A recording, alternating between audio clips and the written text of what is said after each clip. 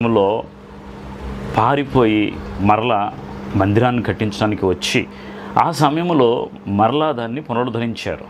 ఆ తర్వాత ఈ యొక్క సిరియా రాజు కూడా దానిని మరలా అపవిత్రపరిచిన తర్వాత కొంతకాలానికి మరలా యేసుక్రీస్తు కాలములో అక్కడ నుండి ఇంతవరకు జరిగినటువంటి కాలము దాదాపు దావీదు నుండి యేసుక్రీస్తు కాలము 1000 సంవత్సరాల కాలం అయితే ఈ దావీదు, సొలొమోను తర్వాత రాజులు వీరంతా వెళ్ళిపోయిన కాలాన్ని బట్టి ఇక ఇన్ని వందల సంవత్సరాలు ఇక మందిరము అలాగే కొల్లగొట్టబడిపోయి ఆరాధన లేక అలాగే ఉండిపోయింది. తర్వాత మరలా యేసుక్రీస్తు కాలంలో హేరోదు రాజు ఉన్నాడు.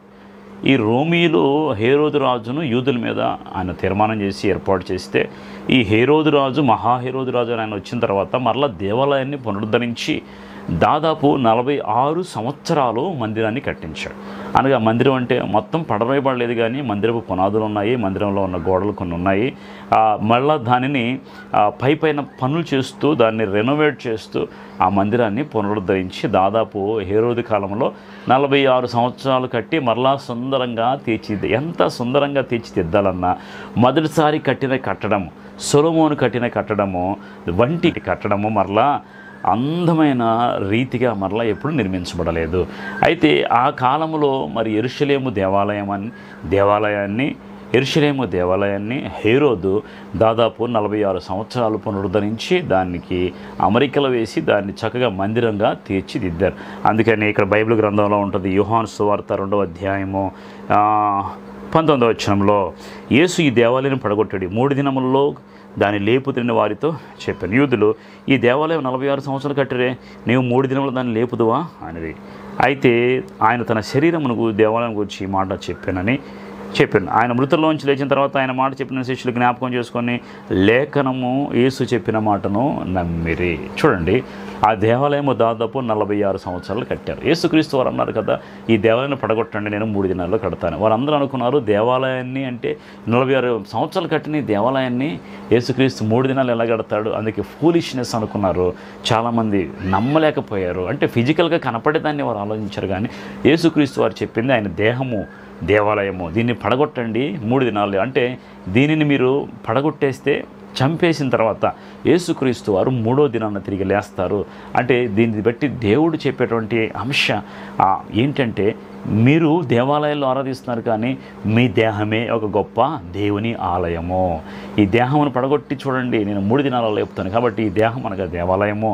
దేవుడు మాట్లాడింది, ఇంకా ఈ దేవాలయాల్లో నివసించేవాడిని కాదు, కానీ నేను రానున్న కాలంలో పరిశుద్ధాత్మ ద్వారా మీ హృదయం అనే దేవాలయంలో నేను నివాసం చేస్తానని దేవుడు సాదృశ్య రూపంగా ఈ మాట. అయితే శిష్యులు దాన్ని గ్రహించలేకపోయారు. చూడండి, ఇప్పుడు ఈ 3వసారి దేవాలయము ఎందుకు పడగొట్టబడింది? సొలొమోను కట్టిన దేవాలయం చక్కగా నిర్మించబడింది. సొలొమోను కట్టిన దేవాలయం బాగానే ఉంది. దాని తర్వాత ఈ నెబుకద్నెజరు కాలంలో వచ్చి వారు అందరూ కూడా కొల్లగొట్టేసి దాన్ని పాత్రలు ఎత్తుకుని పోయి దానిని కాల్చివేసి చాలా వరకు దాన్ని నాశనం చేశారు. రెండోసారి 70 సంవత్సరాల తర్వాత మరలా జెరుబ్బయలు నాయకత్వంలో చెదిరిపోయినటువంటి యూదుల్లో అనేక మంది మరలా యెరూషలేము మందిరానికి వచ్చి దానిని పునరుద్ధరించి దాని కోట గోడలు కట్టించి దాని చుట్టూ యెరూషలేము గుమ్మాలు కట్టించి చుట్టూ ప్రహరీ గోడలు కట్టించి దానిని నిలబెట్టి మందిరాన్ని మరలా నిలబెట్టి ఎజ్రా నెహెమ్యా కాలంలో మరలా దానిలో బలిపీఠం నిర్మించి దేవునికి బలి అర్పిస్తూ వచ్చారు. మరలా యేసుక్రీస్తు కాలంలో 46 సంవత్సరాలు హేరోదు దాన్ని పునరుద్ధరించి మంచిగా మందిరాన్ని తీర్చిదిద్దాడు. అయితే ఇప్పుడు ఈ మందిరం మరలా పడగొట్టబడింది. ఎందుకు మందిరం పడగొట్టబడింది? యేసుక్రీస్తు వారు ఎప్పుడైతే పిలాతు ముందు నిలబెట్టబడి ఆయన శిక్ష వేయమని యూదులందరూ కూడా ఆయనకి వ్యతిరేకంగా మాట్లాడుతూ వస్తే పిలాతు అంటాడు ఒక మాట, ఇగో ఈ పాపము నా మీదను నా పిల్లల మీదను ఉండకుండా ఉండునుగాక. అంటే వారు అంటారు ఒక మాట, ఈ పాపము మా మీదను మా పిల్లల మీదను ఉండునుగాక. బైబిల్ గ్రంథంలో చూస్తే మత్తయి సువార్త 27వ అధ్యాయం 24వ వచనం, పిలాతు అల్లరి ఎక్కువవుతున్నది కానీ తన వలన ప్రయోజనం ఏమీ లేదని గ్రహించి నీళ్లు తీసుకొని జనసమూహం ఎదుట చేతులు కడుక్కొని ఈ నీతిమంతుని రక్తము గూర్చి నేను నిరపరాధిని మీరే చూసుకోండి చెప్పినందుకు ప్రజలందరూ వాని రక్తము మా మీదను మా పిల్లల మీదను ఉండుగాకనిరి. అప్పుడు వారు కోరినట్టు బరబ్బను వారికి విడుదల చేసి యేసుని కొరడాలతో కొట్టి శిలువకు అప్పగించారు. వారు ఏమన్నారు? ఈ రక్త అపరాధము మా మీదను మా పిల్లల మీదను ఉండునుగాక. చూడండి, వారి శాపమును వారే కొని తెచ్చుకున్నారు. పిలాతు అన్యుడు, యేసుక్రీస్తు గురించి ఒక్కసారి చూశాడు, అందులో నేరం ఏం కనపడలేదు. పిలాతు దేవునికి విధేయుడై హెచ్చరింపబడి తన వారి చేత యేసుక్రీస్తుని సిలువ వేయకుండా కాపాడదాం అనుకున్నాడు. చూడండి, బయట వాళ్ళే యేసుక్రీస్తుని కాపాడదాం అనుకుంటే అయిన వాళ్ళు యూదులు ఎవరి కోసమైతే యేసుక్రీస్తు దిగివచ్చి ఇన్ని చేశాడో వారే యేసుక్రీస్తుని సిలువ వేయడానికి అప్పగించి ఇదిగో ఆ పాపము మా మీద మా పిల్లల మీద ఉండనుగాక అనేది. చూడండి, ఈ పాపాన్ని వారే కోరుకున్నారు, శాపాన్ని. కాబట్టి వారు కోరుకున్న శాపం ఊరికే మాట ద్వారా పోలేదు. యేసుక్రీస్తును సిలువ వేసిన తర్వాత, ఆ రోజైతే సిలువ వేశారు, అయిపోయింది. యేసుక్రీస్తును సిలువ వేసిన తర్వాత క్రీస్తు శకము 70వ సంవత్సరంలో, అంటే యేసుక్రీస్తు వారు చనిపోయిన తర్వాత దాదాపు 35 నుండి 40 సంవత్సరాల మధ్యలో ఏం జరిగింది తెలుసా?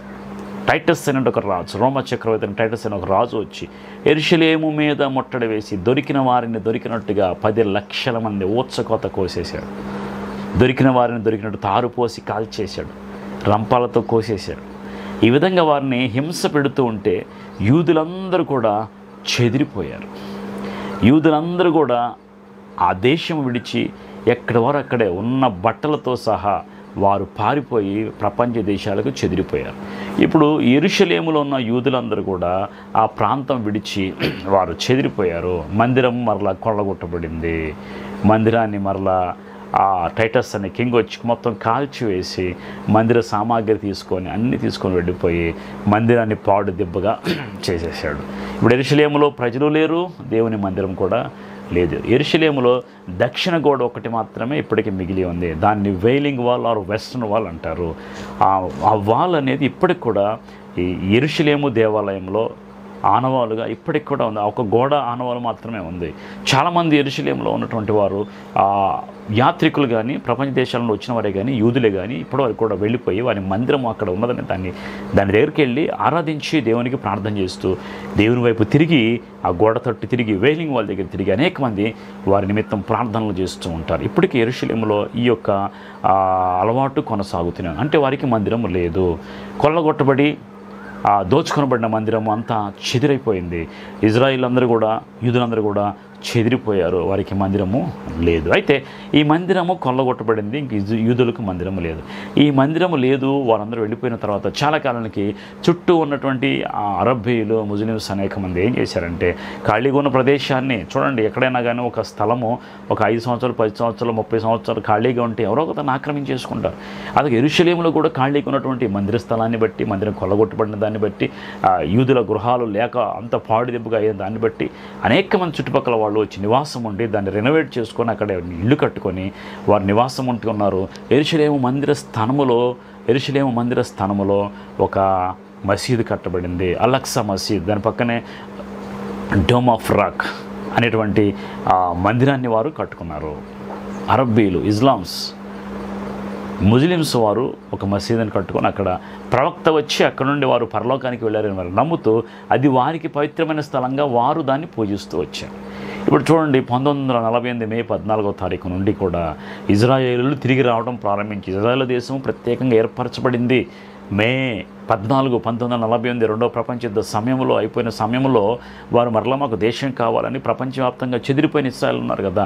ఎప్పుడైతే యేసుక్రీస్తు సిలువేసి చెదిరిపోయారో ఆ 2000 సంవత్సరాల క్రితం చెదిరిపోయిన వారి పిల్లలు వారి సంతానం అంతా కూడా మాకు మా దేశము కావాలి, మా దేశంలో మేము నివాసం చేయాలనే ఉద్దేశంతో వారు యెరూషలేముకు తిరిగి వచ్చి యెరూషలేమును ఒక దేశంగా ఏర్పాటు చేసుకొని వారు ఆరాధించడానికి మందిరం కావాలని, వారికి దేశం కావాలని ఐక్యరాజ్య సమితిలో పోరాడి వారు దేశము తెచ్చుకొని ఇప్పుడు ఈ ప్రదేశం అంతా ఆక్రమించేసుకొని యుద్ధము చేసి ఆక్రమించుకున్న వారు.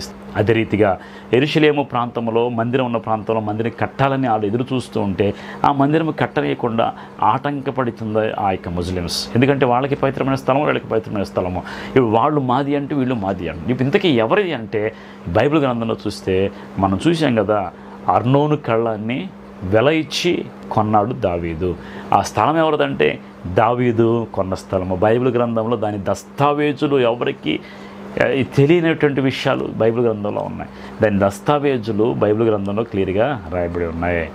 కాబట్టి దేవుడు మందిరాన్ని కట్టమని సొలొమోనుకు ఆజ్ఞ ఇచ్చి ఆ ప్రదేశంలో కట్టబడిన మందిరం అనేకసార్లు పడగొట్టబడి ఎందుకు దేవుడు మందిరాన్ని పడగొట్టడానికి అలౌ చేసి ఇజ్రాయెల్ ఎప్పుడు కూడా దేవునికి వ్యతిరేకంగా లేస్తూ ఉన్నారు.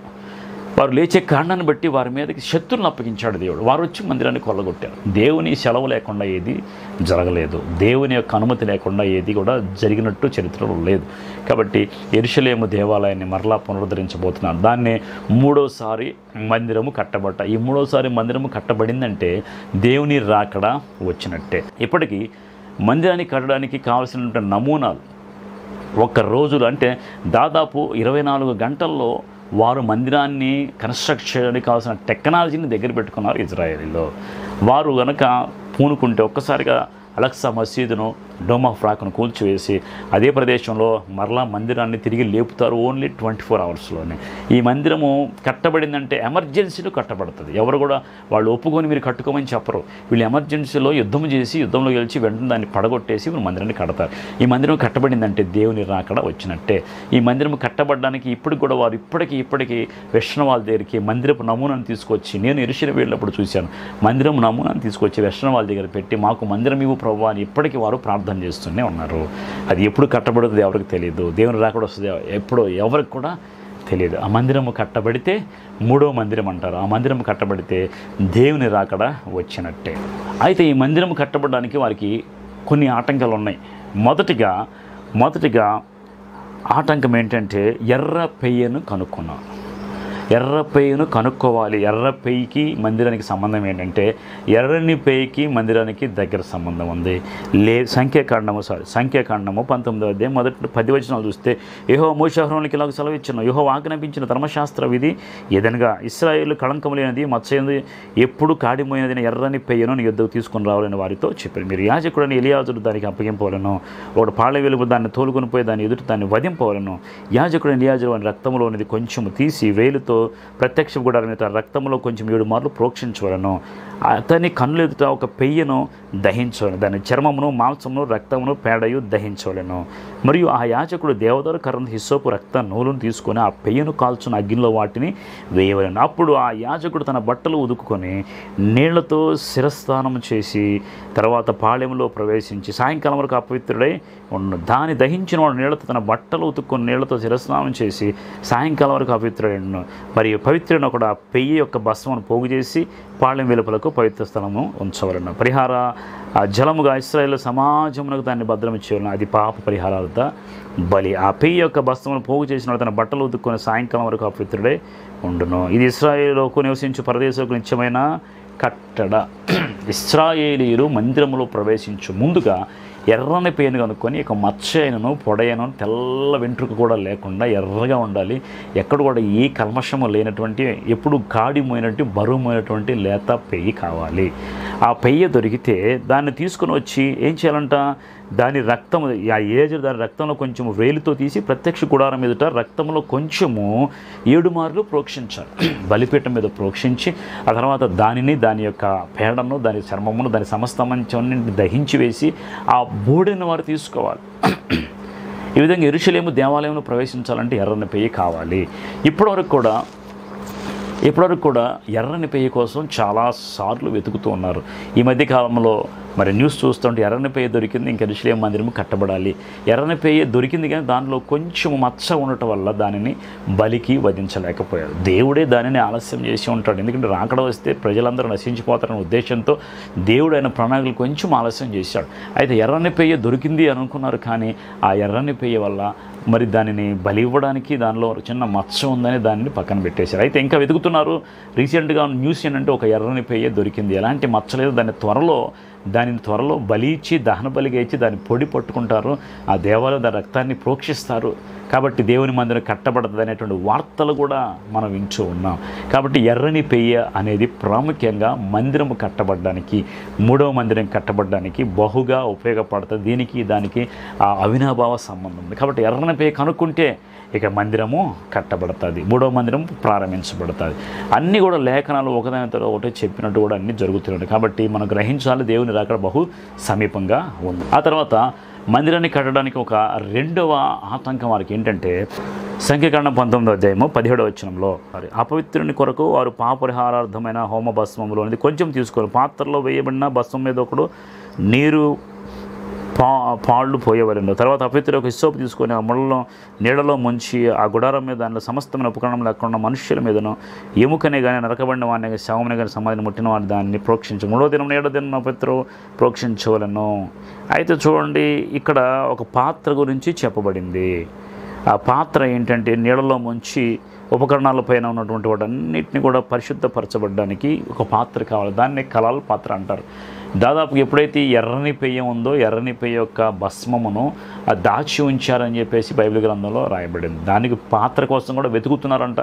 ఈ పాత్ర కూడా దొరికితే ఎర్రని పెయ్య దొరకాలి, కలాల పాత్ర దొరకాలి. ఆ పాత్రలో ఈ దహించినటువంటి ఎర్రని పెయ్య యొక్క ఆ హోమంలో దహించినటువంటి ఆ బూడిదని కలిపి ఆ నీళ్ళలో కలిపి రక్తంలో దాన్ని కలిపి పవిత్రపరచడానికి బలిపీఠం మీద జల్లుతూ అపవిత్రమైన ప్రతి ఒక్కరిని పవిత్రపరచడానికి ఇది ఉపయోగపడుతుంది. కాబట్టి కలాల్ పాత్ర అని దాన్ని పిలుస్తారు. దీనిని కూడా వెతుకుతున్నారు. ఇది కూడా దొరికితే వారికి 3వ మందిరము కట్టడానికి ఈ ఆటంకము కూడా ఉండదు.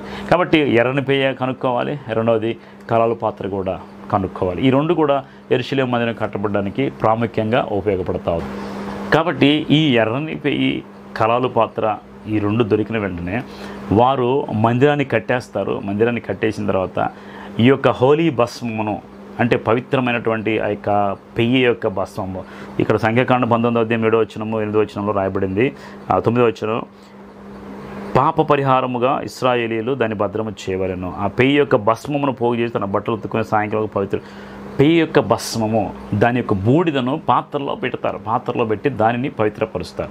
అయితే ఈ రెండు సిద్ధపాటు జరిగిన తర్వాత ఈ కలాల పాత్రను పెయ్యి యొక్క భస్మమును అందులో పెట్టేసి దానిని యెరూషలేము దేవాలయము కట్టబడిన వెంటనే యెరూషలేములోకి ప్రవేశించేటువంటి యూదులను పవిత్రపరచుకుంటూ దాని జలమును చల్లుకొని పవిత్రపరచబడుతుంది. ఇది వారి యొక్క ఆనవాయితీ. కాబట్టి యెరూషలేము మందిరంలో వారు ప్రవేశించాలంటే ఎర్రని పెయ్య కావాలి, కలాల పాత్ర కావాలి, దాని యొక్క భస్మము కావాలి.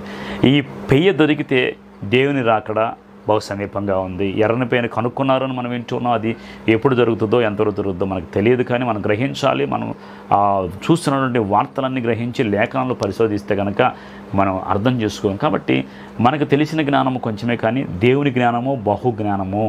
దేవుని జ్ఞానం అర్థం చేసే శక్తి మనకి ఎవరికి చాలదు. బైబిల్ గ్రంథాన్ని పరిశీలన చదువు మనం చెప్పే వాటిలో కొన్ని మిస్టేక్స్ మనకి అర్థం అవ్వకపోవచ్చు, కానీ దేవుడు చెప్పిన ప్రకారము లేఖనాల ప్రకారం అన్నీ కూడా జరుగుతూ ఉన్నాయి.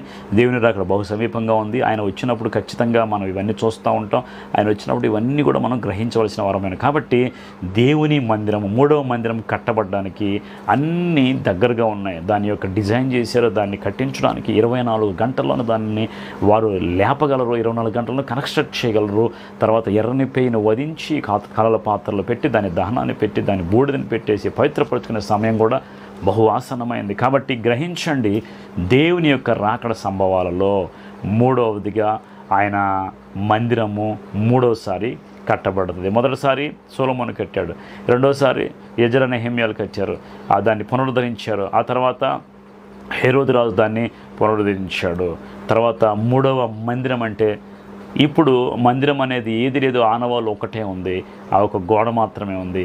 ఆ గోడ ప్రదేశంలోనే ఇప్పుడు మసీద్ అండ్ డోమ్ ఆఫ్ రాక్ అనేది కోల్చబడి అక్కడే ఎమర్జెన్సీలో వారు మందిరాన్ని కట్టేస్తారు. అంత్యక్రీస్తు వీరందరిని పోయేసి నేను ఈ యొక్క మందిరాన్ని పరిపాలన చేస్తానని వాళ్ళు నిబంధన చేసుకున్న తర్వాత ఈ మందిరంలో పరిపాలన జరుగుతూ ఉంటుంది. కాబట్టి ఈ మందిరంలోకి మెస్సియా వస్తాడు, మెస్సియా ప్రవేశిస్తాడు. మీరు ఈరోజు చూడండి, యెరూషలేము చుట్టూ దేవాలయం చుట్టూ గోడలు ఉన్నాయి. దానికి 8 గేట్లు ఉంటాయి. ఒక గేట్కి గోల్డెన్ గేట్ అంటారు. ఆ గోల్డెన్ గేట్ అనేది క్లోజ్ చేయబడింది. గోల్డెన్ గేట్ అనేది ఏంటి అంటే యేసుక్రీస్తు వారు యెరూషలేములో ఎప్పుడు ప్రవేశించినా ఆయన దేవుని కుమారుడు కాబట్టి గోల్డెన్ గేట్ నుండే మందిరంలోకి ప్రవేశించేవాడు. యేసుక్రీస్తు చంపబడి ఆయన మరణానికి అప్పగించబడిన తర్వాత ఆ గేట్ని వాళ్ళు మూసేశారు. ఎప్పటికి కూడా గోల్డెన్ గేట్ అనేది మూయబడి మాత్రమే ఉంది. ఆ గేట్ మరలా ఎప్పుడు పునరుద్ధరిస్తారంటే, ఎప్పుడు ఓపెన్ చేస్తారంటే మరి అంత్యక్రీస్తు అని ఆయన వచ్చినప్పుడు. అంటే మందిరంలో ప్రవేశించాలంటే యేసుక్రీస్తు వారు రావాలి. ఆ 8వ గేటు నుండి ఆయన ప్రవేశించాలి. ఆ గోల్డెన్ గేట్ నుండి ఆయన ప్రవేశించాలి. యేసుక్రీస్తు వారు 2వ రాకడలో ఎప్పుడైతే ఒలీవ కొండ మీద కాలు పెడతారో ఆయన యెరూషలేము మందిరంలోకి వస్తాడు. దేని ద్వారా వస్తాడు సార్? గోల్డెన్ గేట్ అప్పుడే తెరబడుతుంది. ఆ గోల్డెన్ గేట్ నుండి యేసుక్రీస్తు తన పరిశుద్ధ పరివారంతో బహిరంగ రాకడలో దిగి వచ్చినప్పుడు ఆయన యెరూషలేము దేవాలయంలో ప్రవేశించి అప్పుడు అంత్యక్రీస్తుతో దేవుడు యుద్ధం చేస్తాడు. చూడండి, ఇదన్నీ కూడా బైబిల్ లేఖనాలను కూడా మనకి నెరవేర్చబడ్డాయి. గ్రహించండి, దేవుడు త్వరగా రాబోతున్నాడు, ఆయన రాజ్యం సమీపంగా ఉంది. కాబట్టి ఇవన్నీ చూచినప్పుడు ఆయన రాకడ సమీపంగా ఉందని గ్రహించి మనం అందరం కూడా బుద్ధి తెచ్చుకొని దేవుని రాకడకు సిద్ధపాటు కలిగి ఉండాలని ప్రార్థన చేస్తూ మనం చేస్తూ 3వ మందిరం కోసం మీరు ప్రార్థన చేయండి. 3వ మందిరం వరకు దేవుని రాకడ ఉంటే మనం మందిరంలో మరి ప్రవేశిస్తామా అని చాలామంది అనుకుంటారు. దేవుని రాకడ ముందే దేవుని రాకడలో సంఘం ఎత్తబడినప్పుడు మనం ఎత్తబడతాం. కాబట్టి గ్రహించండి, గమనించండి, దేవుని రాక సమీపంగా ఉందని గ్రహించి సిద్ధపాటు కలిగి ఉండవలసిందిగా దేవుని నా బిడ్డ మిమ్మల్ని అందరినీ కూడా బతిమాలుకున్నాను. దేవుడు ఈ వాటిని దీవించి ఆశీర్వదించి ఫలింపచేయను గాక. ఆమేన్.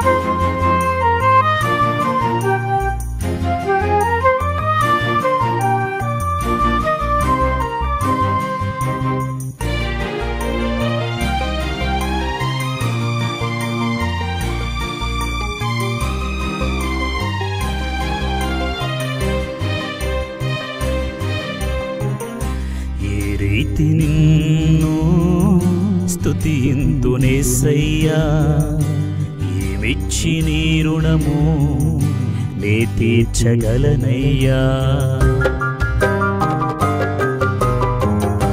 ఏ రీతి నిన్ను స్తుతింతునేసయ్యా, ఏమిచ్చి నీ రుణము నే తీర్చగలనయ్యా. నీవు చేసిన ప్రతి మేలుకై, నీవు చేసిన ప్రతి మేలుకై, నీవు చూపిన నీ ప్రేమకై, నీవు చూపిన నీ ప్రేమకై, ఏ రీతి నిన్ను స్తుతింతునేసయ్యా, ఏమిచ్చి నీ రుణము నే తీర్చగలనయ్యా.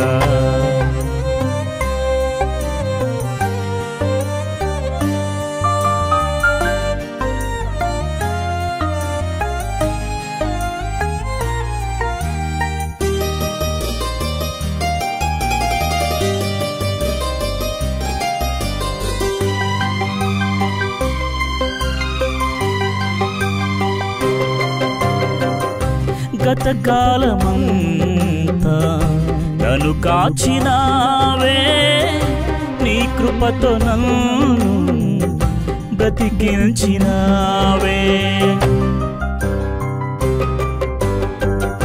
గతకాలమంతా నన్ను కాచినావే, నీ కృపతో నన్ను బ్రతికించినావే. నీ రెక్కల నీడలో నన్ను దాచి ఉంచావు, నీ రెక్కల నీడలో నన్ను దాచి ఉంచావు. నీ చేతిలో నన్ను చిక్కుకున్నావు, నీ చేతిలో నన్ను చిక్కుకున్నావు, చిక్కుకున్నావు. ఏ రీతి నిన్ను స్తుతింతునేసయ్యా, ఏమిచ్చి నీ రుణము నే తీర్చగలనయ్యా.